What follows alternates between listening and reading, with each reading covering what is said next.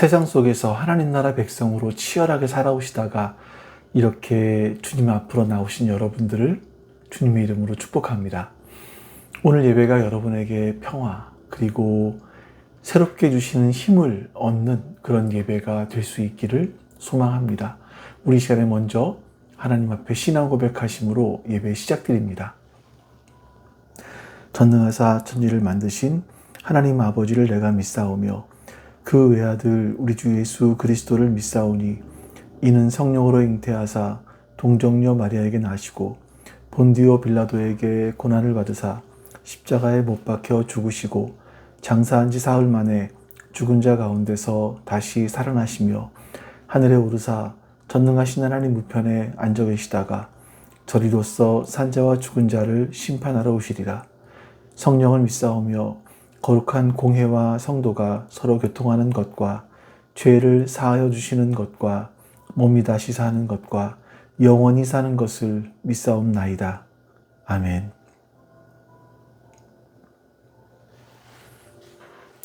네, 우리 같이 이 시간에 하나님을 찬송합니다.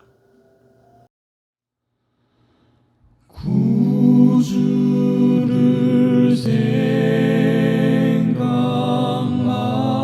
생각만 해도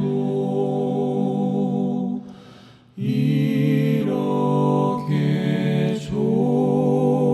좋거든.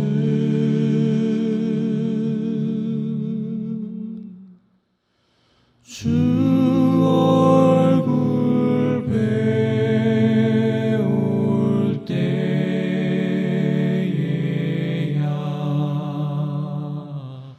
얼마나 좋으랴.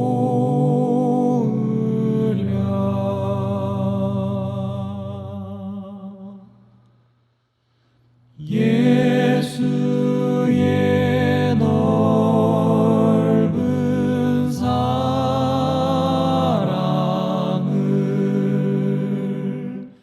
어찌나 말하랴.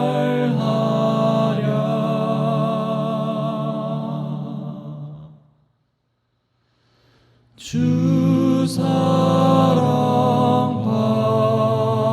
받은 사람만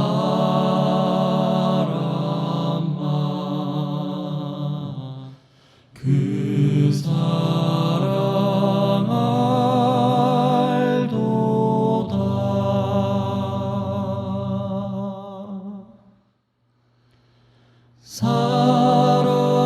사랑의 구주 예수여 내 기쁨 되시고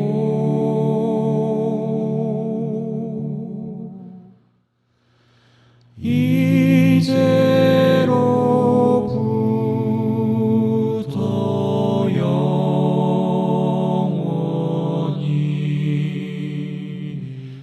영광이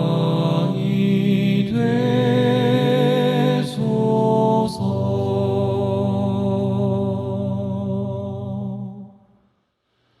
아멘.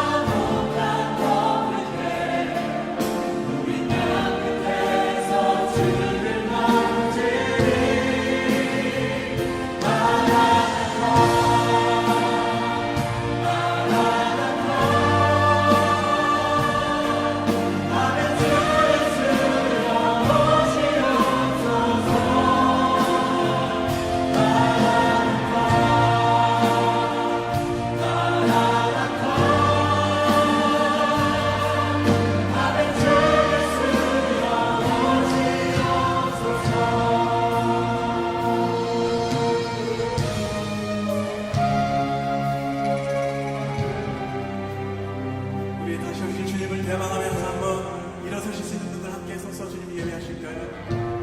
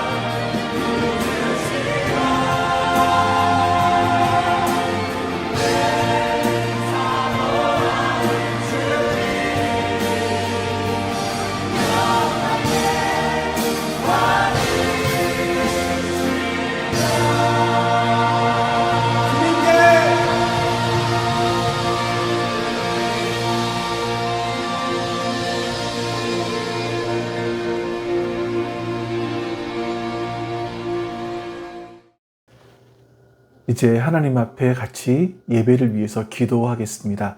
옆에 기도 제목 보시면서 우리 기도합니다. 내 사랑이 내 백성을 보기 못하니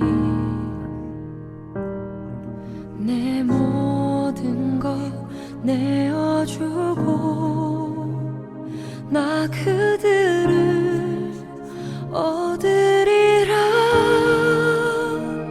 여호와께 돌아가자. 우린 돌아서도 그는 변치 않네. 여호와께 돌아가자. 우린 넘어져도 그 사랑 영원하네.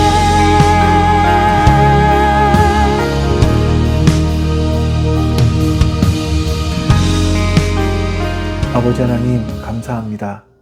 오늘도 하나님 앞에 예배의 자리로 나왔습니다. 주님, 우리의 예배를 받아주시옵소서. 우리의 인생 가운데 함께 하시는 주님, 그 주님께서 우리와 함께 하심을 우리의 삶으로 경험하게 해주시옵소서. 하나님이 지금도 살아계시고 역사하고 계심을 우리의 인생을 통해서 증언할 수 있는 그런 우리가 될 수 있도록 주님, 우리에게 함께하여 주시고 힘을 더 허락하여 주시옵소서. 오늘도 오늘 드리는 예배가 바로 주 앞에 그렇게 한 걸음 더 나아갈 수 있는, 그 자리로 한 걸음 더 나아갈 수 있는 예배가 될 수 있도록 도와주시옵소서. 감사드립니다. 우리 주 예수 그리스도의 이름으로 기도하옵나이다. 아멘. 네, 오늘 하나님 말씀 같이 봅니다. 하나님 말씀은 누가복음 13장 18절에서 21절까지 말씀입니다. 누가복음 13장 18절에서 21절까지 말씀 제가 봉독합니다. 예수께서 말씀하셨다. 하나님 나라는 무엇과 같은가? 그것을 무엇에다가 비길까? 그것은 겨자씨의 다음 경우와 같다. 어떤 사람이 겨자씨를 가져다가 자기 정원에 심었더니 자라서 나무가 되어 공중의 새들이 그 가지에 깃들었다. 예수께서 다시 말씀하셨다. 하나님 나라를 무엇에다가 비길까? 그것은 누룩의 다음 경우와 같다. 어떤 여자가 누룩을 가져다가 가루 서말에 섞어 넣었더니 마침내 온통 부풀어 올랐다. 아멘. 여러분들에게 오늘 말씀을 전하면서 직접적인 질문 하나를 드려보고 싶은데요. 만약에 누군가가 여러분에게 당신은 왜 신앙생활을 하십니까? 무엇 때문에 매주 교회에 가십니까? 라고 묻는다면 여러분은 뭐라고 답을 하시겠습니까? 어떤 분은 쉽겠지만 또 어떤 경우에는 쉽게 답을 하지 못할 경우가 있지 않을까 하는 생각도 듭니다. 과거에 저보다 더 연배가 있으셨던 우리 어르신들 세대에는 그렇게 질문을 했을 때 분명한 답을 했습니다. 예수 믿고 천당 가기 위해서 믿습니다. 또 지옥의 형벌을 받지 않기 위해서 믿습니다. 이렇게 아주 단순하고 직선적으로 대답을 했었죠. 이게 틀린 말은 아니죠. 구원의 확신은 우리 신앙에서 정말 중요한 기초입니다. 근데 솔직히 요즘 시대에 이렇게 대답을 하면 마치 신앙이라는 것을 죽은 다음에 세계에 대해서 보험을 들어놓는 것 같이 사람들이 그렇게 생각을 할까봐 우리가 어떤 또 기복적인 신앙으로 비춰질까봐 그런 이야기는 잘 하지 않는 것 같습니다. 그래서 요즘에는 좀 세련되게 답을 하죠. 나를 향하신 하나님의 선한 뜻이 무엇인지 발견하고 그 뜻에 맞는 삶을 살고 싶어서 예수 믿습니다. 또 이때로는 세상 무엇과도 바꿀 수 없는 하나님과의 친밀한 교제, 이것이 가장 큰 기쁨이기 때문에 믿습니다. 또는 저 같은 죄인을 위해서 십자가에서 목숨까지 내어주신 그 놀라운 사랑, 그 은혜, 여기에 조금이라도 보답하는 마음으로 믿습니다. 뭐 이렇게 이야기를 할 수 있습니다. 다 너무나 귀하고 아름다운 신앙의 고백이라고 할 수 있겠죠. 자, 그런데 오늘 우리가 이 고백들을 한데 모으는 어쩌면 가장 근원적이고 성경적인 답 하나를 여러분들과 나누고 싶습니다. 그것은 바로 우리가 예수님을 믿는 가장 중요한 이유가 무엇이냐라고 했을 때 바로 하나님 나라이기 때문인 거예요. 하나님 나라라고 하면 왠지 우리의 삶과는 좀 거리가 있는 추상적인 개념처럼 들리지 않습니까? 왜냐하면 죽어서 가는 나라, 이런 생각을 했었으니까. 하지만 성경에서는요, 처음부터 시작해서 끝까지 하나님 나라에 대한 말씀들이 나옵니다. 예수님의 길을 예비했던 세례 요한, 그 세례 요한도 광야에서 첫 번째 외친 말이 뭐냐면 회개하여라, 하늘나라가 가까이 왔다 였습니다. 예수님께서 공생애를 시작하시면서 첫 번째로 선포하신 말씀이 뭐냐면 똑같습니다. 회개하여라, 하나님 나라가 가까이 왔다 였습니다. 예수님은 또 사역의 시작과 함께 첫 번째 하신 것이 바로 뭐냐면 하나님 나라가 가까이 왔다, 이런 선포를 하신 거죠. 뿐만이 아닙니다. 예수님은 부활하시고 40일 동안 제자들과 함께 있으시면서 마지막으로 가르치신 핵심 내용이 뭐냐면 하나님 나라의 일이었습니다. 사도행전 1장에 나오죠. 예수님은 사역 중간에 제자들을 세상에 파송하시면서 그들에게 병을 고치고 귀신을 쫓아내는 능력을 주시면서 그들에게 하나님 나라를 전파해라, 이런 사명을 주셨습니다. 누가복음 9장에 보면 나오는 말씀이죠. 자, 심지어 사도 바울은요, 로마의 허름한 어떤 가택에 연금되어 있었습니다. 순교를 앞두고 있는 상황이었고요. 근데 마지막 그 순간까지 그를 찾아오는 모든 사람들에게 다른 것이 아니라 하나님 나라를 전파하며 주 예수 그리스도에 관한 모든 것을 담대하고 거침없이 가르쳤다. 이게 성경에서 말씀하고 있는 부분들이에요. 자, 이렇게 예수님과 사도들의 삶 전체를 관통하는 핵심 키워드가 있다면 그것은 바로 하나님의 나라입니다. 자, 그럼 여러분, 이렇게 중요한 하나님의 나라는 어떤 곳입니까? 많은 분들이 하나님의 나라, 그러니까 어떤 장소적인 부분들을 떠올리죠.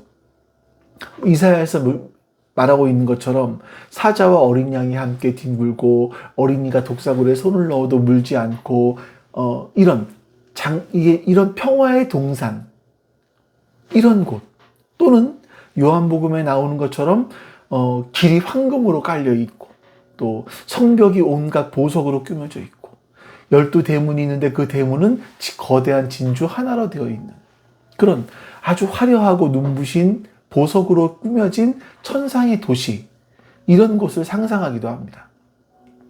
물론 우리가 언젠가 경험하게 될 하나님 나라의 영광스러운 모습이기도 하죠. 하지만 성경이 말하는 하나님의 나라라는 개념은요, 단순하게 영토, 땅에 대한 개념을 훨씬 뛰어넘는 통치, 다스림, 이런 개념들이 포함되어 있습니다. 종종 드리는 말씀이지만 이 국가의 3대 요소가 있지 않습니까? 주권, 국민, 영토입니다. 그 중에서 가장 중요한 게 주권이에요. 우리나라 헌법에 보면요, 헌법 1조 1항이 뭐냐면 대한민국은 민주공화국이다, 이렇게 말합니다. 그리고 2항에 나오는 게 대한민국의 주권은 국민에게 있고 모든 권력은 국민으로부터 나온다. 자, 이렇게 명시하는 이유도 거기에 있는 것일 겁니다. 주권이 미치는 범위, 이게 그 나라의 영향력이죠. 예를 들어서 워싱턴 DC에 있는 미국 워싱턴 DC의 한 목판에 있는 대한민국 대사관은 미국의 땅 안에 있습니다. 하지만 대한민국의 법과 주권이 미치는 대한민국의 영역인 겁니다. 미국 대통령이라 할지라도 그곳을 함부로 거기에 대해서 명령을 내릴 수는 없습니다. 왜냐하면 그곳은 대한민국의 통치하에 있기 때문인 거예요. 마찬가지로 하나님 나라가 뭐냐 그랬을 때 하나님의 통치, 하나님의 다스림이 임하고 있는 모든 영역을 가리키는 겁니다. 그래서 하나님의 통치가 이루어져서 하나님의 뜻이 이루어지고 하나님의 말씀에 순종하는 그런 모든 사람들, 모든 삶, 이런 곳이 바로 하나님 나라가 되는 거겠죠. 우리가 주기도문에서 나라가 임하시오며 라고 기도하지 않습니까? 그때 영어로 뭐라고 하냐면 Your kingdom come입니다. 그러니까 kingdom이라는 게 뭐냐면 king, 왕이고요. dom, 다스린다. 어떤 영역, 이런 것을 의미합니다. 그래서 kingdom이라는 것은 왕의 다스린다. 왕의 통치권이 미치는 영역, 이런 걸 뜻하는 말인 거죠. 그래서 여러분, 이 기도는요, 하나님, 저의 가정에 하나님의 다스림이 임하게 해 주시옵소서. 저의 직장에, 우리 자녀들의 학교에, 그리고 내 마음 깊은 곳에 하나님이 왕 되심이, 하나님의 왕 되시고 그 왕이신 하나님께서 나를 통치하고 계심을 선포하게 하소서. 이런 고백이 그 안에 들어있는 겁니다. 그래서 이런 의미에서 교회는요, 하나님 나라의 모형이라고 불립니다. 교회가 특정 인물이나 어떤 사람들의 뜻에 의해서 움직이는 곳이 아니라 하나님의 뜻과 하나님의 말씀에 다스림을 받는 곳이어야 된다. 이런 겁니다. 자, 그런데 오늘 본문에 보시면 이 하나님의 나라, 이 엄청난 이 하나님의 나라를 예수님이 설명하시면서 조금 고개를 갸우뚱하게 만드는 그런 비유에 대해서 예수님이 말씀하세요. 우리 먼저 18절 말씀을 보겠습니다. 예수께서 말씀하셨다. 하나님 나라는 무엇과 같은가? 그것을 무엇에다가 비길까? 자, 이 질문을 잘 보시면 예수님께서 제자들에게 그 중요한 하나님 나라를 잘 설명해 주고 싶으신 거예요. 어떻게 하면 저들이 이해할 수 있는 그런 언어, 그런 문화적 이런 배경들을 가지고 그들에게 생생하게 설명할 수 있을까 하는 어떤 고심의 흔적들이 이 안에 남아있는 겁니다. 마치 아버지가 어린 아이에게 이 우주의 신비를 어떻게 하면 좀 쉽게 설명해 줄 수 있을까 하는 것처럼 이 엄청난 하나님의 나라의 비밀을 제자들의 눈높이에 맞춰서 설명해 주고 싶어 하신 거죠. 자, 그리고 예수님께서 잠시 생각을 하신 이후에 첫 번째로 드신 비유가 뭐냐면 바로 우리가 잘 아는 겨자씨의 비유입니다. 19절 말씀을 읽어보겠습니다. 그것은 겨자씨의 다음 경우와 같다. 어떤 사람이 겨자씨를 가져다가 자기 정원에 심었더니 자라서 나무가 되고 공중의 새들이 그 가지에 깃들였다. 겨자씨라는 것은요, 팔레스타인 지방에서 사람들이 일상적으로 볼 수 있는 씨앗 중에서 가장 작은 쪽에 속한 그런 씨앗이었다고 합니다. 그러니까 크기가 약 한 지름이 1mm 되는, 1mm밖에 안 되는, 손에 올려놓으면 바람이 불면 훅 날아갈 수 있는, 땅에 떨어지면 안 보이는 이제 그런 정도의 씨앗이었다고 해요. 그래서 유대인들에게는요, 겨자씨만 해 라고 하는 것은 눈에 보이지 않을 만큼 아주 작아, 이런 의미를 가진 관용구였다고 합니다. 그런데 예수님께서 지금 이스라엘 백성들이 그렇게 오랫동안 기다려왔던 그 강력한 메시아의 나라, 그 하나님의 나라, 다윗의 때보다 더 강력한 나라를 이루어줄 그 하나님의 나라, 다른 나라의 속국이 아니라 다른 나라를 지배할 수 있는 그 부자 나라, 강력한 나라, 그걸 기대하고 있었는데 예수님은 지금 이 하나님의 나라를 고작 작은 겨자씨 하나에 비유하고 계신 겁니다. 당시 사람들에게 굉장히 충격적인 말이었을 거예요. 그들이 기대했던 하나님의 나라는요, 로마 제국을 단숨에 뒤엎을 강력한 군사력, 또 엄청난 부를 가진 거대한, 마치 그 백향목과 같이 쫙 뻗은 그런 이미지의 나라, 꺾이지 않을 것 같은 그런 나라를 생각했을지 모르겠어요. 그런데 예수님은 그런 모든 기대를 뒤집어 엎으시고 아무도 주목하지 않는, 너무나 보잘것없는 겨자씨 하나리 바로 하나님의 나라와 같다. 하나님의 나라의 시작이다. 이렇게 말씀을 하십니다. 어쩌면 제자들은 좀 실망감에 빠져서, 아니 고작 겨자씨라고? 우리가 3년 동안 예수님을 따라다닌 결과가 이거야? 이렇게 회의감이 들었을지도 모르겠어요. 근데 여러분, 이 비유는요, 1차적으로 예수님 자신의 사역을 가리킵니다. 온 우주의 창조주께서 이 땅에 오셨지만 그 예수님의 시작은 로마 황제의 궁전이 아니라 사실은 냄새나는 짐승의 먹이통이었습니다. 구유라고 부르죠. 화려한 예루살렘 성전에서 부자로 태어나신 것이 아니라, 왕의 아들로 태어나신 것이 아니라 가난한 갈릴리 촌구석에 이름 없는 목수의 아들로 30년을 살아가셨습니다. 예수님을 따랐던 제자들 역시 그 당시 사회의 중심부에 있던 권력가나 지식인들이 아닙니다. 대부분 가난한 어부였었고요. 사람들에게 손가락질 당하는 매국노였던 세리였었습니다. 저 오병이어의 기적을 행하시고 죽은 사람을 살리시는 그런 놀라운 능력을 보여주셨지만 사람들은 그 능력을 보고 예수님을 왕으로 삼기 위해서 예수님께 요구했지만 예수님은 그 요구들을 다 뒤로 하시고 십자가라는 가장 비참하고 가장 연약한 길을 선택하셨습니다. 세상의 눈으로 볼 때 예수님의 삶과 사역은 바로 겨자씨 한 알처럼 정말 초라하고 실패한 것처럼, 너무나 작은 것처럼 보였습니다. 하지만 예수님은 이 비유를 통해서 굉장히 놀라운 반전의 말씀을 하시는 거죠. 우리 19절 말씀입니다. 자라서 나무가 되어 공중의 새들이 그 가지에 깃들었다. 자, 이 말씀의 핵심은요, 시작은 먼지처럼 작고 보잘것없지만 그 씨앗 안에는 누구도 막을 수 없는 강력한 생명력이 담겨 있다라는 거예요. 그 생명력 때문에 결국에는 큰 나무로 자라게 되고, 지치고 상처받은 수많은 영혼들, 곧 다시 말하면 공중의 새들이 찾아와서 편히 쉴 수 있는 그런 안식을 누리는 쉼터가 되어준다.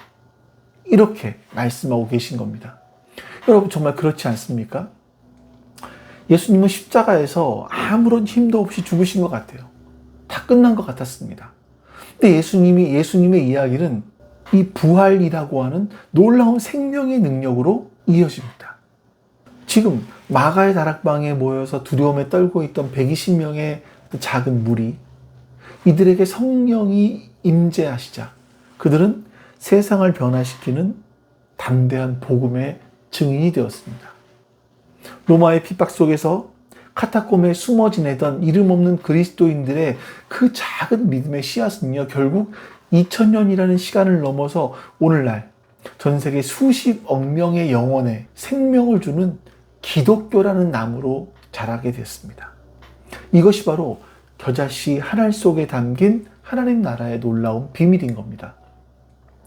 이 말씀은요, 오늘날 우리에게 동일하게 적용이 되죠. 때로는 우리의 믿음이 너무나 작고 초라하게 느껴질 때가 있습니다.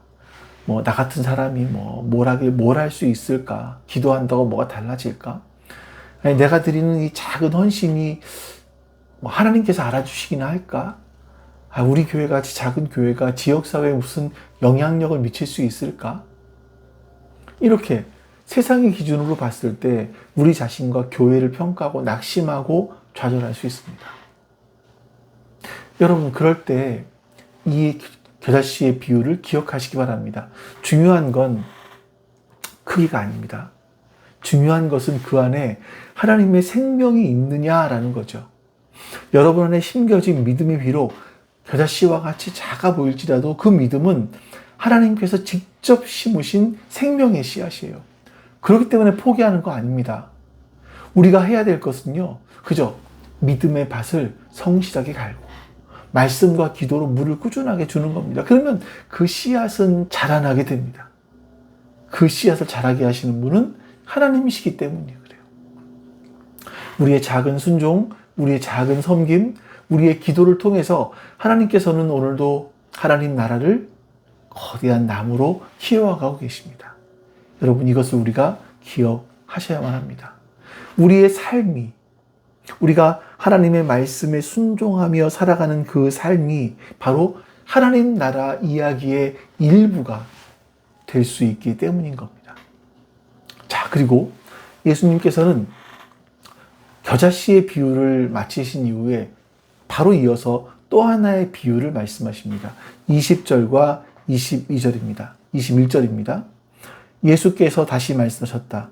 하나님 나라를 무엇에다가 비길까? 그것은 누룩의 경우, 다음 경우와 같다. 어떤 여자가 누룩을 가져다가 가루 서말 속에 섞어 넣었더니 마침내 온통 부풀어 올랐다. 여러분, 이 누룩의 비유는요, 겨자씨의 비유와 함께 하나님 나라의 속성을 보여주는 굉장히 중요한 비유입니다. 겨자씨의 비유가 눈에 보이는 외적인 성장, 이걸 강조하고 있다면 누룩의 비유는요, 눈에 보이지 않는 내적인 변화, 영향력, 이런 것을 이야기한다고 할 수 있습니다. 하지만 이 당시 그 유대인들에게, 예수님의 제자들에게 있어서는요, 이 비유는 겨자씨의 비유만큼 충격적이었을 겁니다. 왜냐하면 성경에서 말하고 있는 누룩, 대부분의 누룩에 대한 이야기는 부정적인 부분에 사용이 됐거든요. 이스라엘 백성들이 출애굽하는 날 그 밤을 기억해 보면 6월절에는 누룩을 넣지 않은 딱딱한 빵을 먹었습니다. 무교병이라고 하죠. 집안의 모든 누룩을 제거하는 것이 바로 죄와 부패를 상징하는 옛 생활을 청산하는 의미도 담고 있습니다. 예수님도 너희가 바리새인과 사두개인의 누룩을 주의하라, 이런 말씀을 하시잖아요. 그러니까 누룩을 외식하는 것과 거짓된 가르침, 여기에 비유하시는 겁니다.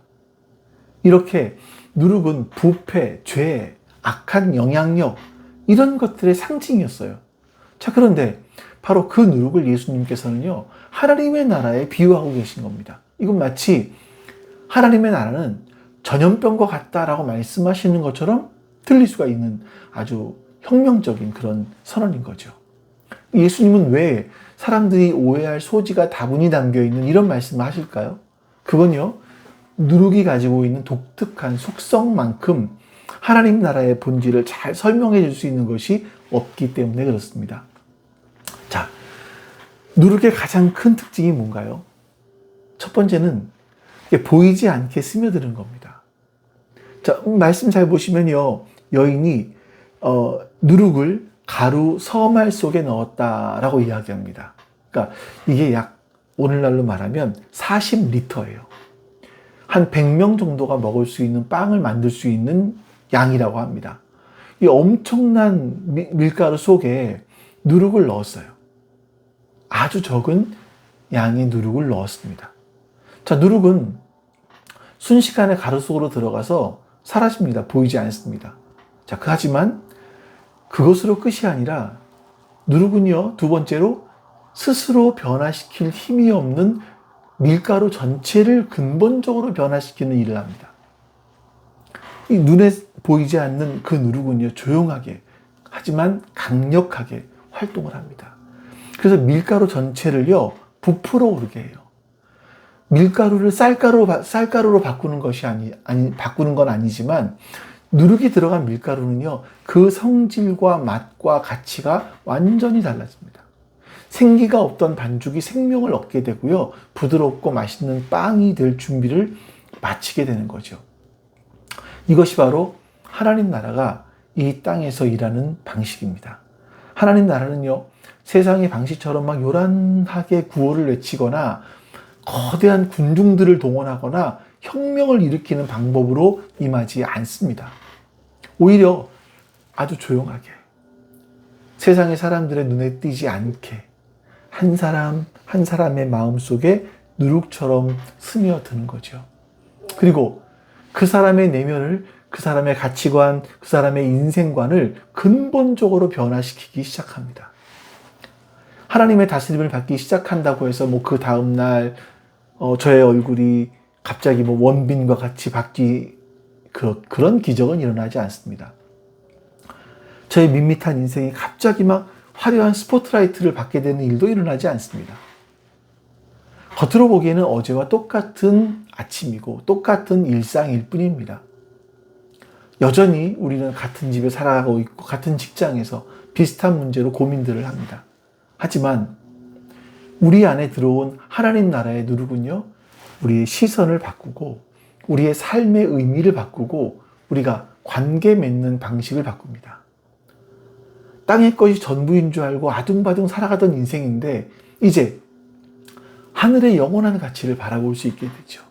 그러면서 살아가는 인생으로 바뀌게 되는 거예요. 이전에는요, 세상의 부패한 누룩에 물들어서 점점 변질되어 가고 있었던 인생이었는데 이제는 하나님 나라의 거룩한 누룩으로 말미암아 세상을 변화시키는 존재로 바뀌게 되는 겁니다. 자, 더 중요한 것이 있습니다. 밀가루 반죽은요, 스스로를 부풀릴 힘이 전혀 없습니다. 변화의 힘은 전적으로 외부에서 들어온 누룩에게 있는 거예요. 이것이 얼마나 중요한 영적인 진리를 가리키고 있습니까? 우리 안에는요, 우리 스스로를 변화시킬 힘이 없습니다. 얼마나 많은 사람들이 새해가 되면 새로운 결심들을 합니까? 올해는 이것을 해볼 거야, 올해는 저것을 해볼 거야, 이런 습관을 끊을 거야. 근데 작심삼일이잖아요. 끊고 싶은 어떤 악한 습관들, 어떤 중독들, 여기 앞에서, 이것 앞에서 우리는 얼마나 무기력하게 무너지는지 모릅니다. 이러면 안 되는데. 이렇게 수없이 되뇌이지만 똑같은 죄를 반복하고 있는 자신의 모습을 우리는 발견하면서 절망하게 되죠. 자, 우리를 변화시키는 힘은요, 우리 내부가 아니라 오직 외부로부터, 즉 하늘로부터 우리에게 부어지는 하나님 나라의 누룩을 통해서만 가능한 겁니다. 성령께서 우리 안에 오셔서 우리의 굳은 마음을 갈아엎으시고 하나님의 말씀의 씨앗을 심으실 때 비로소 우리 안에 변화가 일어나기 시작을 하는 거죠. 세상의 가치관이라는 누룩으로 부풀어 있던 내 인생 속에 하나님 나라라고 하는 새로운 누룩이 들어와서 내적인 변화를 일으키기 시작하는 겁니다. 이 돈과 성공이 인생의 전부라고 생각했던 가치관인데 이 가치관이 변하기 시작합니다.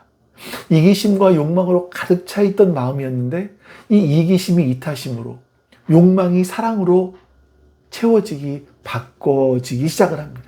절망과 두려움의 자리에 소망과 평안이 깃들기 시작을 하는 거죠.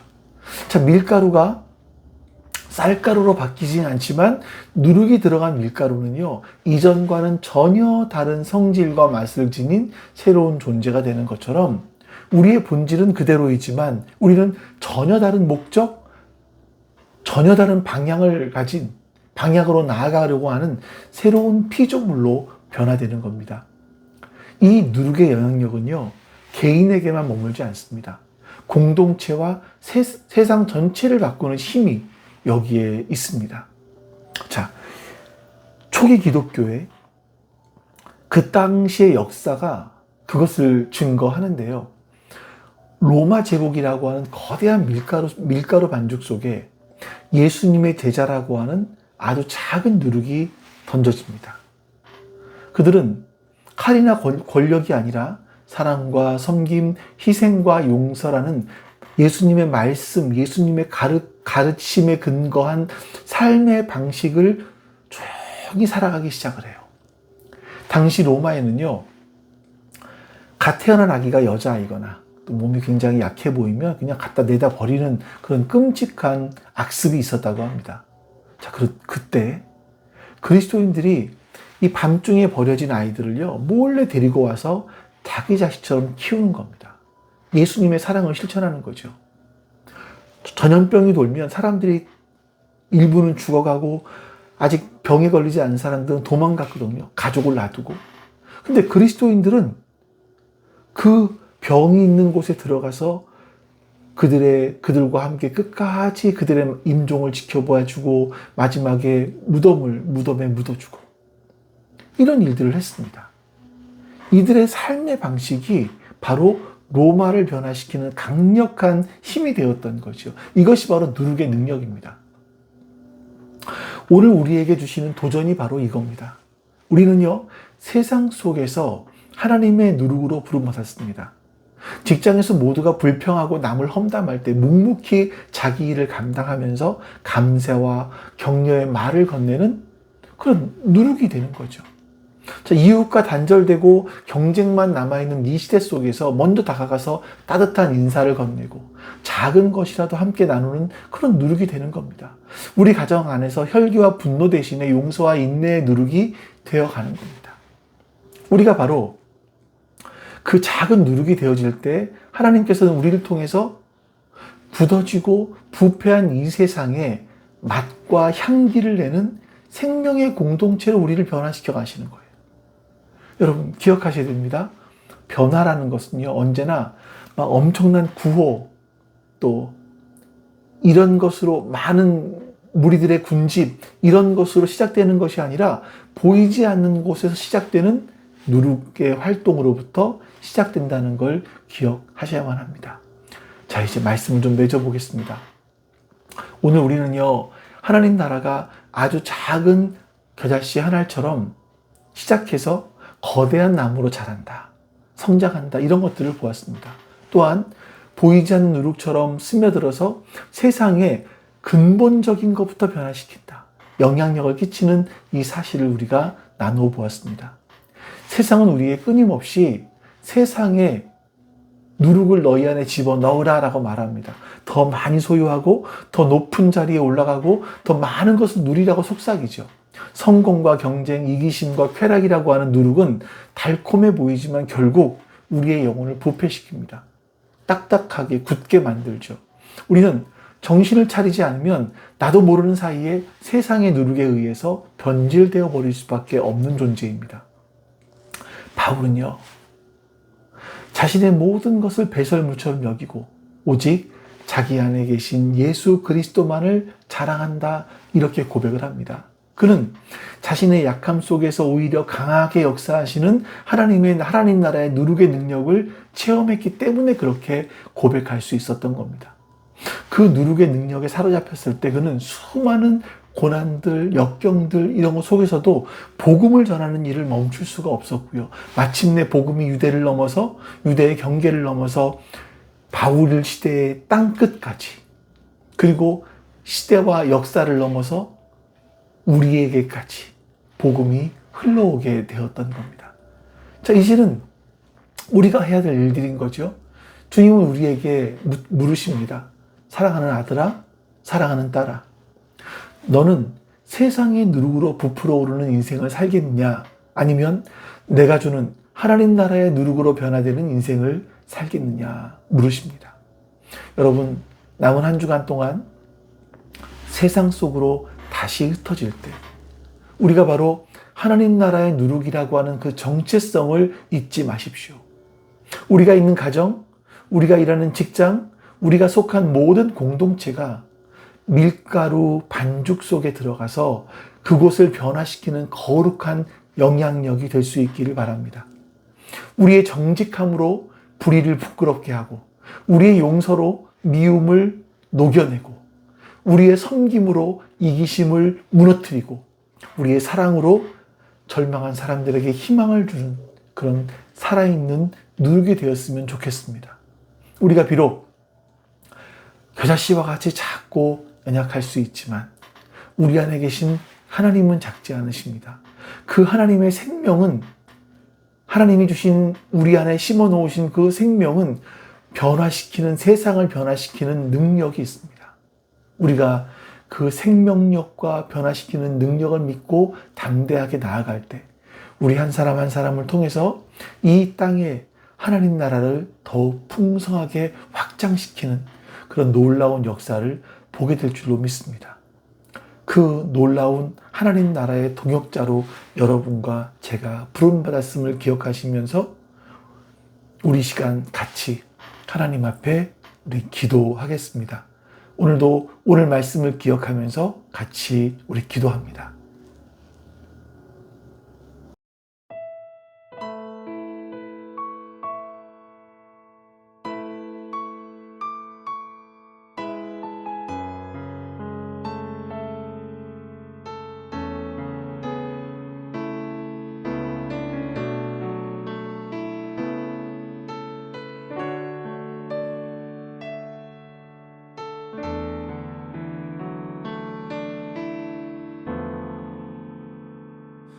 나의 백성이 다 겸비하여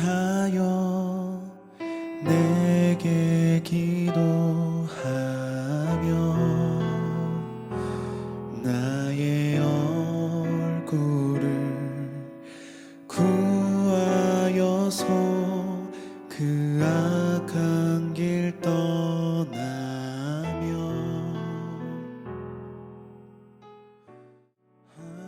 하늘에서 듣고 죄를 사하며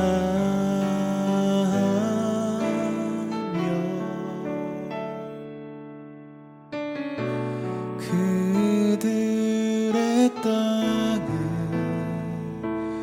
고치리라. 아버지여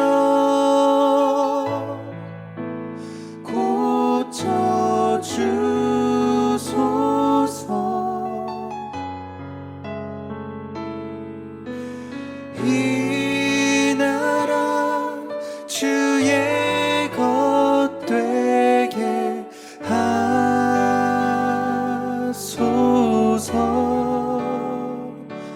주 하나님 간절히 기도하오니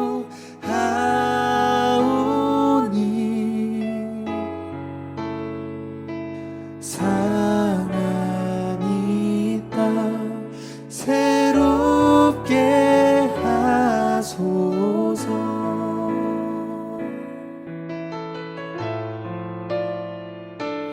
무릎 꿇고 다 경비하여 주께 기도하리. 주의 얼굴을 구하여서 그 악한 길 떠나리.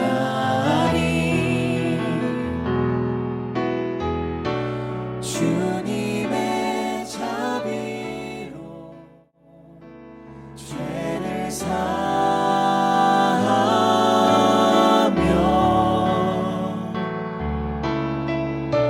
주님의 자비로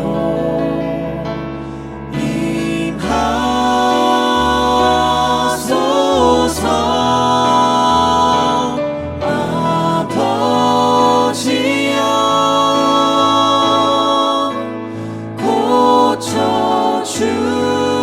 고쳐주소서.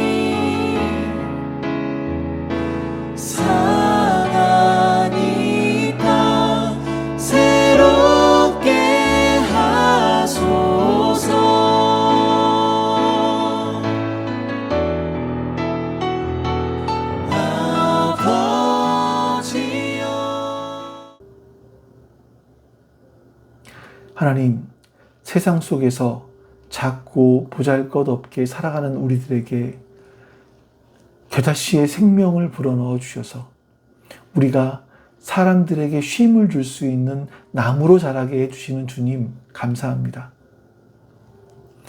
세상의 누룩으로 부패하며 냄새를 낼 수밖에 없는 우리들에게 예수 그리스도의 생명이라는 누룩을 넣어주셔서 우리로 하여금 세상을 변화시키는 그런 사람으로 살게 해주시니 주님 감사합니다.